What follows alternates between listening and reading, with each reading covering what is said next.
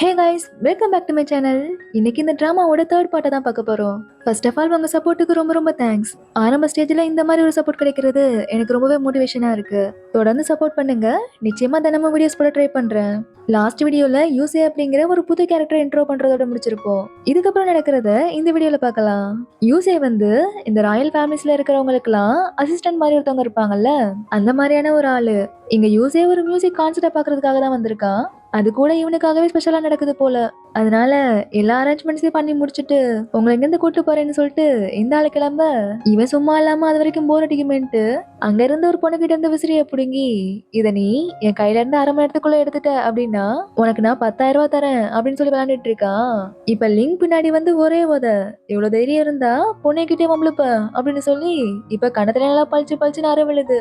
நான் யாருன்னு தெரியுமா, யார் மேல கை வச்சிருக்கேன்னு தெரியுமா, முதல்ல அந்த பொண்ணு கிட்ட சாரி கேளு அப்படின்னு சொல்ல, என்னது நான் சாரி கேட்கணுமா அப்படிங்கிற மாதிரி சொல்லிட்டு இருக்கான். இப்ப பயத்திலேயே என்ன மன்னிச்சிடுன்னு சொல்லி அந்த பொண்ணு கிட்ட சாரி கேட்க, இவனுங்க பண்றதெல்லாம் பார்த்து பயந்துட்டு அந்த பொண்ணு அங்க ஓடி போயிடுது. அந்த பொண்ணு கிட்ட சாரி கேட்க சொன்னா பயமுடுத்தி அனுப்பி விடுறியான்னு இப்ப அதுக்கும் சேர்த்து அற விழுது.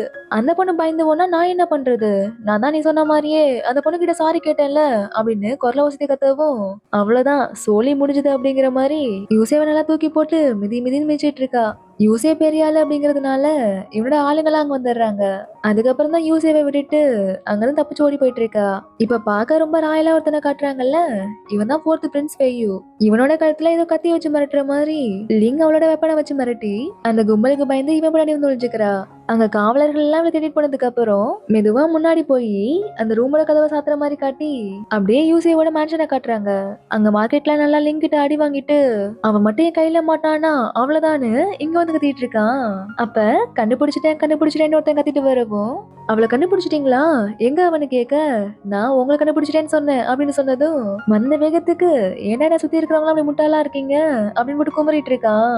அப்பதான் லார்ட் உங்களை தேடிட்டு இருக்காரு அப்படிங்கிற மாதிரி சொன்னதும், என்னது எங்க அப்பா என்ன தேடிட்டு இருக்காரா அப்படின்னு சொல்றதோட கட் பண்ணி யூசேவோட அப்பாவை காட்டுறாங்க. இவர் தான் லார்ட் லிங். அந்த காலத்து பழைய எழுத்தெல்லாம் சும்மா எழுதி பார்த்துட்டு இருக்காரு. அப்ப ரைட்டா, அப்பா என்ன கூப்பிட்டீங்களா அப்படின்னு சொல்லிட்டு நம்ம யூசேவா அங்க வந்துட, ஆமா ஆமா, என்ன மறுபடியும் எங்கேயுமே பிரச்சனை பண்ணிட்டு வந்தியா, இல்லப்பா நான் உங்க வார்த்தையை மதிச்சு நீங்க சொல்ற மாதிரி தான் நடந்துக்கிறேன், ஆனா உன் மூஞ்ச பார்த்தா அப்படிலாம் தெரியலையே. சரி, கொஞ்ச காலமாவே நமக்கும் ராயல் ஃபேமிலிக்கும் இடையில இருக்கிற ரிலேஷன்ஷிப்ல கொஞ்சம் விரிசல் விழுந்து போய் கிடக்கு. யுவான்யாங் டெம்பிளுக்கு பிரார்த்தனை பண்றதுக்காக பேரரசி தோவகரும் ஃபோர்த் பிரின்ஸும் வந்திருக்காங்க. இந்த வாய்ப்பை பயன்படுத்திக்கிட்டு மறுபடியும் ராயல் ஃபேமிலி கூட இருக்கிற ரிலேஷன்ஷிப்பை நம்ம ஸ்ட்ராங்கா கேட்கணும். ஃபோர்த் பிரின்ஸுக்கு கிட்டத்தட்ட உன்னோட வயசு தான், அதனால எப்படியாவது அவர் கூட பேசி கொஞ்சம் மிங்கிள் ஆக பாரு அப்படின்னு சொல்ல, அப்ப அவர் கூட நான் ஹேங் அவுட் பண்ணுமா அப்படிங்கிற மாதிரி கேக்குறான். இங்க கொஞ்சம் வாயேன் அப்படின்னு சொல்லி கண்ணத்திலே பலார்னு வராரு. நம்ம இருக்கிற நிலைமையில உனக்கு ஹேங் அவுட் கேக்குதா, இந்த மாதிரிலாம் அவங்க கிட்ட பேசிட்டு இருந்தனா அப்புறம் அந்த கடவுளே நினைச்சாலும் உன்னை என்னது காப்பாத்த முடியாது. இந்த மாதிரி வாய்ப்பு கிடைக்கிறதுலாம் ரொம்பவே கஷ்டம். உனக்கு நான் சொல்றது புரியுதா அப்படின்னு சொல்லிட்டு இருக்க.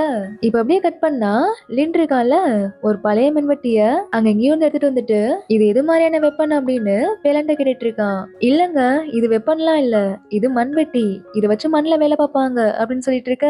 ஆமா ஆமா, இத பத்தி கேள்விப்பட்டிருக்கேன், இதை கொஞ்சம் யூஸ் பண்ணி பாக்குறேன் அப்படின்னு சொல்லிட்டு ஏதோ கோடாரி யூஸ் பண்ற மாதிரி ஓங்கி அடிக்க போக மேல உள்ளது மட்டும் தனியா பறந்து போய் அங்க வந்து நானியோட காலுக்கு பக்கத்துலயே போய் விழுது. என்னது மேல இருந்ததை காணோம் இவன் பார்த்துட்டு இருக்க. டேய் என்னடா பண்ற அப்படின்னு நானி கத்திட்டு இருக்காங்க. உடனே நானிக்கு பயந்து அங்கிருந்து அடிச்சு பிடிச்சு ஓடிட்டு இருக்கான். இங்க பேலனும், அம்மா அவர் அந்த மண்வெட்டியை சரி பண்ணிட்டு இருந்தாரு, வேற ஒண்ணும் இல்ல அப்படின்னு சொல்லி சமாளிச்சிட்டு இருக்க.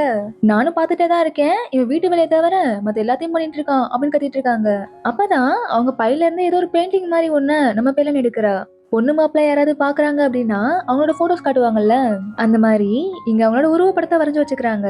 அதை வச்சுதான் அவங்களுக்கு பொண்ணோ மாப்பிள்ளை தேடுவாங்க போல. அந்த மாதிரி இப்ப பிள்ளனோட உருவப்படத்தை வரைஞ்சு வாங்கிட்டு வந்திருக்காங்க.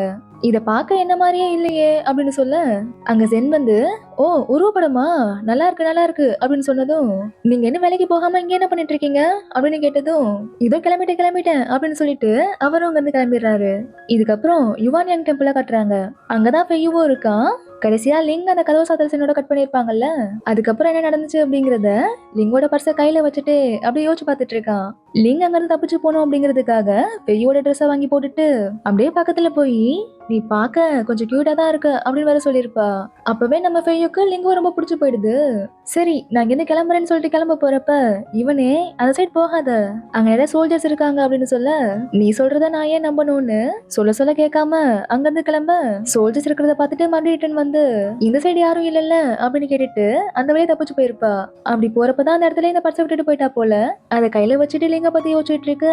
அப்ப யூஸ் அந்த இடத்துக்கு வந்து, இளவரசருக்கு வணக்கம், நான் தான் லார்ட் லிங்கோட ஒரே பையன் அப்படின்னு சொல்லி தன்னை அறிமுகப்படுத்திட்டு இருக்கா. ஆனா ஃபெய்யூ லிங்க பத்தி யோசிச்சுட்டு இருக்கிறதுனால அது கூட பெருசா கண்டுக்கல. இவர் கூட க்ளோஸ் ஆகணும் அப்படிங்கிறதுக்காக கொஞ்சம் கொஞ்சமா ஃபெய்யூ கிட்ட பேச்சு கொடுத்துட்டே வந்துட்டு இருக்கான். இங்க இருக்கிற இடத்தெல்லாம் சுத்தி பாத்தீங்களா? இன்னும் இல்ல, நீங்க விருப்பப்பட்டா நான் வேணா உங்களுக்கு சுத்தி காட்டுறேன் அப்படின்னு சொல்ல, இல்ல வேணாம், எனக்கு அதுலலாம் இன்ட்ரெஸ்ட் இல்லை அப்படிங்கிற மாதிரி சொல்லிடுறான். இந்த இடம் இயற்கையாவே ரொம்ப அழகா இருக்கும், அதோட இங்க இருக்கிற மக்களும் ரொம்பவே அழகா இருப்பாங்க அப்படின்னு சொல்லிட்டு இருக்க, அழகான மக்களானு ஃபெய்யூக்கு லிங்கோட ஞாபகம் வந்துருது. உடனே நான் ஒருத்தரை கண்டுபிடிக்கணும் அப்படிங்கிற மாதிரி சொல்ல, கண்டிப்பா, யார் அது? அது ஒரு பொண்ணு அப்படின்னு சொன்னதும் அப்படியே சுத்தி முத்தி பார்த்துட்டு, ஓகே ஓகே எனக்கு புரிஞ்சது, எந்த மாதிரியான பொண்ணை தேடிட்டு இருக்கீங்க? அவளோட கண்ணு ரொம்பவே பிரகாசமா இருக்கும், அவ பார்க்க நல்லா ஒயிட்டா இருப்பா, அவ்வளவுதானே, இந்த விஷயத்தை என்கிட்ட விட்டுருங்க, நான் பாத்துக்கிறேன்னு இதுக்கப்புறம் பேரரசி தொவாகருக்கு ஒரு வணக்கத்தை போட்டுட்டு, நான் தான் லார்ட் லிங்கோட பையன் அப்படின்னு சொல்லி அறிமுகப்படுத்திட்டு இருக்கான். அங்கதான் இவனோட அப்பாவும் இருக்காரு. இப்ப பேரரசி தொவாகர் கிட்ட ஃபோர்த் பிரின்ஸுக்கு இங்கே இருந்து போர் அடிச்சதுனால அவரை இந்த ஊரை சுத்தி பார்க்க கூட்டு போலான்னு இருக்கேன், எனக்கு அதுக்கு அனுமதி கொடுங்க அப்படின்னு கேட்க, எனக்கு இப்ப டயர்டா இருக்கு, இத பத்தி அப்புறமா பேசலாம் அப்படின்னு சொல்லிட்டு அங்கிருந்து கிளம்பிடுறாங்க. உடனே ஃபெய்யுவும் பாட்டி நான் போயிட்டு வரேன் அப்படின்னு சொல்ல, எந்த ஒரு பதிலுமே சொல்லாம அங்கிருந்து போயிடுறாங்க. இதுல இருந்தே இவங்களுக்கு இதுல விருப்பம் இல்லை அப்படிங்கிற மாதிரி தெரியுது. இதனால லார்ட் லிங் தான் ரொம்பவே டென்ஷன் ஆயிடுறாரு. இப்ப இப்படி எல்லாத்தையும் கெடுத்து வச்சுட்டியே அப்படின்னு யூசே வழக்கம் போல அடி வாங்கிட்டு இருக்கான். அறிவு கெட்டவன் பெருசா ஊரை சுத்தி காட்டுறான் நம்ம ஊரை. அப்பா, ஃபோர்த் பிரின்ஸ் கூட நீங்க தானே க்ளோஸ் ஆகணும்னு சொன்னீங்க, அதான் அவரை ஊரை சுத்தி காட்டலான்னு கூட்டு போக நினைச்சேன். அது மட்டும் இல்லாம அவர் தான் ஆசைப்பட்டு கேட்டாரு. ஓ அப்படியா, ஃபோர்த் பிரின்ஸை கூட்டு போக வேற ஆளே இல்லாம போய் போய் ஒன்னாந்து கூப்பிட்டாரு அப்படிதானே, தொலைச்சிடு வேற ஆஸ்கல் அப்படின்னு திட்டிட்டு அங்கிருந்து கிளம்பிடுறாரு. இதுக்கப்புறம் சென்னோட பார்மசியை காட்டுறாங்க. கஸ்டமர்ஸ் யாரும் பெருசா வரல போல, அதனால buy one get one offer மாதிரி ஒருத்தருக்கு வைத்தியம் பார்த்தா இன்னொருத்தருக்கு வைத்தியம் இலவசம் அப்படின்னு விளம்பரப்படுத்துறதுக்காக நோட்டீஸ் ரெடி பண்ணிட்டு இருக்காரு. இத லிங்க் பார்த்துட்டு, சித்தப்பா நீங்க ஒரு வைத்தியர், அப்படி இருக்கிறப்போ உங்ககிட்ட ஒருத்தர் உடம்பு முடியலன்னு சொல்லி வைத்தியம் பார்க்க வந்தாங்கன்னா, இங்க ஒருத்தருக்கு வைத்தியம் பார்த்தா இன்னொருத்தருக்கு வைத்தியம் இலவசம், அதனால இன்னொருத்தனையே கூட்டுவா நான் சொல்லுவீங்க, இந்த மாதிரி ஆஃபர்லாம் ரொம்பவே முக்கியமா அப்படின்னு கேட்க, இங்க நம்ம புதுசா பார்மசி ஆரம்பிச்சிருக்கோம், ஆல்ரெடி இங்க நிறைய பார்மசி இருக்கு, அப்படி இருக்கிறப்போ நம்ம பார்மசிக்கும் கஸ்டமர்ஸ் ஏதாவது வரணும் அப்படின்னா இந்த மாதிரி ஏதாவது புதுசா பண்ணணும் அப்படின்னு சொல்லிட்டு இருக்காரு. இங்க இவங்க எப்படி பண்ணிட்டு இருக்க, இன்னொரு பக்கம் யூசே இருக்கான்ல, நேரா கடுப்புல மார்க்கெட்டுக்கு தான் வரான். கூட இருக்கிறவன், லார்ட் இனிமேல் நான் எதையும் உங்க அப்பா கிட்ட சொல்லிவிட மாட்டேன், என்ன மன்னிச்சிடுங்கன்னு கேட்டுட்டு வர, ஒழுங்கு மரியாதை இங்க இருந்து ஓடிப்போ அப்படின்னு அவன் அங்கிருந்து அடிச்சு துரத்திட்டு, இன்னைக்கு வெயில் என்ன இப்படி அடிக்குது அப்படின்னு வேர்வை தொடச்சு போட, அது அப்படியே அங்க இருக்கிற குறி சொல்றவன் குடிக்க போற டீலே விழுந்துருது. இது பத்தாதுன்னு எச்ச வேற துப்பிடுறான். இப்ப சோத்தாலே அடி வாங்கியாச்சு, சேத்தாலே அடி வாங்கியாச்சு அப்படிங்கிற மாதிரி, டேய் அறிவு கட்டவனே யாடா நீ அப்படின்னு கத்த, ஆளை பார்க்காம வேற கத்திடுறானா. இப்ப பார்த்ததுக்கு அப்புறம் அப்படியே அமைதியாயிடுறான். ஆனா இப்ப யூசே வந்து, யாரடா பார்த்து கத்துன அப்படின்னு கேட்கவும், இல்லங்க நான் அவரை பார்த்து தான் கத்துனேன் அப்படின்னு சொல்லி சம்மந்தமே இல்லாம இன்னொருத்தனை பார்த்து கை காட்டிட்டு இருக்கான். சரி இதெல்லாம் என்ன, இது அதிர்ஷ்டத்தை கணிக்கிறதுக்காக யூஸ் பண்ற திங்ஸ் அப்படியா, அப்ப என்னோட அதிர்ஷ்டத்தை கொஞ்சம் பார்த்து சொல்லு அப்படிங்கிற மாதிரி கேட்க, லிங்க் அடி வாங்கின காயமே இன்னும் ஆறல, அதுக்குள்ள இதுக்குள்ள அடுத்த வம்பு அப்படின்னு, உங்களை பார்த்தாலே தெரியுது நீங்க ராயல் ஃபேமிலின்னு, உங்களுக்கு நல்ல அதிர்ஷ்டம் ஓஹோன்னு போயிட்டு இருக்கு, தொட்டது எல்லாமே வெற்றியா நடந்துட்டு இருக்குமே, பர்பிள் கலர்ல ட்ரெஸ் போட்டிருக்கீங்க, இன்னைக்கு உங்களுக்கு ஒரு பெரிய ஆளோட உதவி கிடைச்சு உச்சத்துக்கு போக போறீங்க அப்படின்னு சொன்னதும், அப்ப எனக்கு எல்லாம் அதிர்ஷ்டமா நடந்துட்டு இருக்கு, ஏண்டா நானே எல்லாத்தையும் சொதப்பி வச்சுட்டு இங்க கான்ல சுத்திட்டு இருக்கேன், நான் உச்சத்துக்கு போறேனா, இப்ப நீ தாண்டா என் கையில அடி வாங்கி சொர்க்கத்துக்கு போற, இதையும் நீ முன்னாடியே கணிச்சிருப்பியே அப்படின்னு இவன் ஒரு பக்கம் அவனை போட்டு அடிச்சுட்டு போறான். இப்ப அப்படியே மேன்ஷனுக்கு வந்தா, லார்ட் உங்களுக்காக ரொம்ப நேரமா ராயல் ஃபேமிலி சேர்ந்தவங்க வெயிட் பண்ணிட்டு இருக்காங்க, நீங்க ஜெயிச்சிட்டீங்க அப்படின்னு சொன்னதும், என்னடான்னு போய் பார்த்தா ஃபோர்த் பிரின்ஸை வெளில கூட்டு போறதுக்கு யூசேக்கு பர்மிஷன் கிடைச்சிருக்கு. அது மட்டும் இல்லாம அவர் இங்க இருந்து கிளம்புற வரைக்கும் உங்க மேல இருக்கிற நம்பிக்கையின் பேர்ல உங்க மேன்ஷன்ல உங்க கூட தங்க போறாரு, நீங்க தான் அவரை பத்திரமா பாத்துக்கணும் அப்படின்னு அபிஷியலா ஒரு அறிக்கை மாதிரி பண்ணிட்டு இருக்காங்க. இத பார்த்துட்டு இவங்களுக்கே ரொம்ப ஆச்சரியமா போயிடுது. லார்ட் லிங்கா முதல் தடவையா என் மகன்டா நீ ஜெயிச்சிட்ட அப்படிங்கிற மாதிரி பாராட்டிட்டு போறாரு. அப்படியே கட் பண்ணா, தூக்கிட்டு வாங்கடா அந்த செல்லத்தை அப்படின்னு சொல்ல, அங்க குறி சொல்றவன எடுத்துட்டு வந்துட்டு இருக்கானுங்க. ஒன்ன கூட உருப்படியா பண்ண மாட்டீங்களா, அவரை மரியாதையா கூப்பிட்டு வர சொன்னா இப்படி இழுத்துட்டு வரீங்க, முதல்ல அவரை விட்டுட்டு எல்லாரும் இங்க இருந்து வெளில போங்க அப்படின்னு சொல்லி எல்லாரையும் வெளில அனுப்பிச்சு விட்டுறான். இப்ப குறி சொல்றவன்ட்ட நீ உண்மையாவே வேற லெவல் மனுஷன்யா, உன்னோட கணிப்பு அப்படியே அக்யூரேட்டா இருக்கு. என்னது அக்யூரேட்டா? அப்படிலாம் நடந்திருக்காதே அப்படின்னு இவன் திருத்துறன்னு முடிக்க, இதுக்கப்புறம் என்ன, யூசேவனை அவனோட அதிர்ஷ்டத்தை பத்தி சொல்றதுக்காக ராஜா வாழ்க்கையை கொடுத்து கூடயே வச்சுக்கிறான். இதுக்கப்புறம் இந்த குறி சொல்றவன டெங்யூங் அப்படிங்கிற இவனோட பேரை சொல்லி கூப்பிடலாம். அப்படியே இப்ப சென்னையும் லின்னையும் காட்டுறாங்க. தூங்க போறதுக்கு முன்னாடி லின் சென் கிட்ட நீங்க கிங் சிட்டில ரொம்பவே ஃபேமஸான ஒரு வைத்தியர்னு கேள்விப்பட்டேன். அப்படி இருக்கிறப்போ எதுக்கு இங்க 20,000 வாடகையும் கொடுத்து உங்க ஷேரையும் கொடுத்து இங்க தங்கியிருக்கீங்க அப்படின்னு கேட்க, சென்னால எந்த ஒரு பதிலுமே சொல்ல முடியல. இப்ப லின்ன பார்த்து நீ கூட தான் ரொம்ப யங்கா திறமையான பையன் மாதிரி தெரியுற, அப்புறம் ஏங்க ஒரு வேலைக்காரனா சம்பளம் கூட வாங்காம தங்கியிருக்கேன்னு கேட்க, லின்னாலையும் காரணத்தை சொல்ல முடியல. இதுல இருந்தே 2 பேருக்கும் ஏதோ ஒரு காரணம் இருக்கு அப்படிங்கறது நல்லாவே தெரியுது. ஆனா லின்னோட காரணம் நமக்கு தெரியும், ஜென்னோட காரணம் தான் சரியா என்னன்னு தெரியல. இங்க கட் பண்ணா அடுத்த நாள் காலையில சின்ன அந்த சிட்டில இவளோட பெஸ்ட் ஃப்ரெண்ட் ஒருத்தையும் மீட் பண்றா. இவ பேரு டாங். இதுக்கு முன்னாடி ஜின்னு இவன் எல்லாரும் கின் அப்படிங்கிற ஒரு சிட்டில தான் இருந்திருப்பாங்க.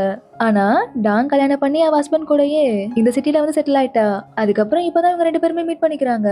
இப்ப ஜின், உனக்கு ஞாபகம் இருக்கா, கின் சிட்டில இருக்கிறப்போ இந்த சிட்டிக்கு வாடி, இங்க நிறைய பணக்கார பசங்க இருக்காங்க, உனக்கு அறிமுகப்படுத்தி வைக்கிறேன்னு சொன்னியே, ஆனா நீ ஒண்ணுமே பண்ற மாதிரி தெரியல அப்படின்னு சொல்ல, ஆல்ரெடி உனக்கு ரெடி பண்ணிட்டேன் அப்படின்னு ஒரு டிக்கெட் எடுத்து கொடுக்குறா. இது இந்த காஸ்ட்லியான பொருள் எல்லாம் விக்கிற சேல்ஸ் ஈவெண்ட்டுக்கு போற ஒரு டிக்கெட். இந்த இடத்துக்கு பெரிய பெரிய ஆளுங்க, அவங்களோட பசங்க, அவங்களோட பேரன்கன்னு சொல்லி நிறைய பேர் வருவாங்க. அதுல ஏதாவது ஒரு நல்ல பையனா பார்த்து நீ கல்யாணம் பண்ணிக்கோ அப்படின்னு சொன்னதும், உன்ன மாதிரி ஒரு ஃப்ரெண்டு கிடைக்க நான் கொடுத்து வச்சிருக்கணும் அப்படின்னு சொல்லிட்டு இருக்கா. இதுக்கப்புறம் அந்த ஈவெண்ட்டுக்கு போறதுக்காக ட்ரெஸ் எடுக்க ஒரு கடைக்கு வந்திருக்காங்க. ஆனா அங்க ட்ரெஸ் எல்லாம் ரொம்பவே காஸ்ட்லியா இருக்கு. அதனால டாங் மட்டும் ஒரே ஒரு ட்ரெஸ் எடுத்துக்கிறா. ஜின் ட்ரெஸ் எல்லாம் பார்த்துட்டு இது எல்லாமே சுமாரா தான் இருக்கு, எனக்கு வேண்டாம் அப்படின்னு சொல்லிட்டு வீட்டுக்கு போயிட்டு எல்லா ட்ரெஸ்ஸையும் எடுத்து போட்டுட்டு ஏதாவது ஒரு ட்ரெஸ்ஸா தேருமா அப்படின்னு பார்த்துட்டு இருக்கா. அப்படியே இன்னொரு பக்கம் யூசேவோட மேன்ஷனுக்கு ஃபெய்யூ வந்துடுறான். இப்ப ஃபெய்யூ முதல் வழியா யூசே கிட்ட அந்த பொண்ணு கிடைச்சாலா அப்படிங்கிற மாதிரி கேட்க, அதுக்கு யூசேவும் நீங்க இப்பதான் வந்திருக்கீங்க, கொஞ்சம் களைப்பா இருப்பீங்க, அதனால நாளைக்கு நம்ம போய் தேடிக்கலாம், இப்ப கொஞ்சம் ரெஸ்ட் எடுங்க அப்படின்னு சொல்லி கூட்டு போயிட்டு இருக்கான். இவங்க 2 பேரும் இப்படி மாறி மாறி பேசிட்டு இருந்ததை பார்த்துட்டு எப்பல இருந்து இவங்க 2 பேரும் க்ளோஸ் ஆனாங்க அப்படிங்கிற மாதிரி லார்ட் லிங்க ரொம்ப ஆச்சரியமா பார்த்துட்டு இருக்காரு. அப்படியே இங்க கட் பண்ணா நானி ஜின் கிட்ட பார்மசில இருந்து பெருசா லாபம் வர மாதிரி தெரியல, அதனால உங்க சித்தப்பாவை இங்க இருந்து எப்படியாவது அமுச்சு விட்டுரு அப்படின்னு சொல்லிட்டு இருக்காங்க. ஆனா ஜின்னுக்கு கவலையெல்லாம் போட்டு போறதுக்கு ஒரு நல்ல ட்ரெஸ் கூட இல்லையே அப்படிங்கறதுலதான் இருக்கு. அதனால இந்த மாதிரி டாங் என்ன ஒரு ஈவெண்ட்டுக்கு கூட்டு போறேன்னு சொல்லியிருக்கா. அங்க நிறைய பணக்கார பசங்க எல்லாம் வருவாங்களாம், அங்க போட்டு போறதுக்கு ஒரு ட்ரெஸ் வாங்க எனக்கு காசு கொடுங்க அப்படிங்கிற மாதிரி கேட்க, நானியா நான் ஒரு வரன்னு பார்க்க கூட்டு போறேன்னு சொன்னா அதுக்கு வர மாட்டேன், இந்த மாதிரி இடத்துக்குலாம் போற, என்னால உனக்கு காசு கொடுக்க முடியாது அப்படின்னு சொல்லிட்டு, மா அங்கேயே வரனை பார்க்க தானே போறேன் அப்படின்னு சொன்னதும், அதாம்மா தாராளமா போயிட்டு வா, அதுக்குதான் காசை கொடுங்க, ஏன் அங்க வரவங்க நீ புது ட்ரெஸ் போட்டிருக்கே என்ன பார்க்க போறாங்க அப்படிலாம் சொல்லாதீங்கம்மா, எனக்கு ஒரு கல்யாணம் பண்ணி பார்க்கணும்னு ஆசைப்படுறீங்க, அதுக்காக ஒரு காசு கேட்டா கொஞ்சம் கூட தர மாட்டேங்கிறீங்க, நீங்க மட்டும் காசு கொடுக்கலன்னா அப்புறம் நான் கல்யாணமே பண்ணிக்க மாட்டேன் அப்படின்னு சின்ன பிள்ளை மாதிரி அடம் பிடிக்கவும், நானியும் பரவாயில்லம்மா அப்படின்னு சொல்லிட்டு அங்க போறாங்க. ஜின்னா, அம்மா நான் சீரியஸா சொல்றேன், நானும் சீரியஸா தாமா சொல்றேன், பரவாயில்ல இருக்கட்டும், நீ கல்யாணமே பண்ணிக்க வேண்டாம் அப்படின்னு சொல்லிட்டு போறாங்க. சோ இதோட இந்த பார்ட் முடியுது. நெக்ஸ்ட் பார்ட்ல என்ன நடக்குது அப்படின்னு பார்க்கலாம். உங்களுக்கு இந்த வீடியோ பிடிச்சிருந்தது அப்படின்னா லைக் பண்ணுங்க, ஷேர் பண்ணுங்க, மறக்காம சப்ஸ்கிரைப் பண்ணிக்கோங்க. பாய்.